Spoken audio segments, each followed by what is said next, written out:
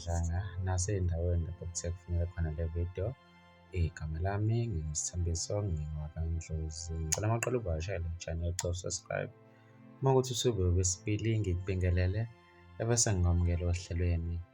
Nkosi yami iSundowns kubukeka isiqalile ukukhombisa izimpawu zokuthi isazoqhubeka nokuba yiqembu elithwalisa kanzima izimbangi zayo kule sizini.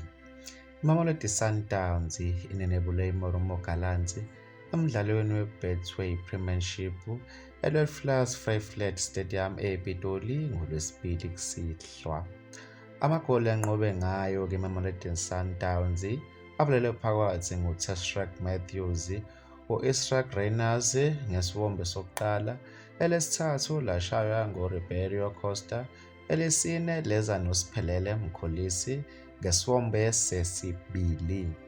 Kwathi eleGallants lokubika ekhaya lona-ke livalelwe phakathi nguGabadinho Mwangu. iSundowns-ke ingompetha abavikela isicoco sePremiership njengoba isinqobe amasizini ayisikhombisa ayilandelana.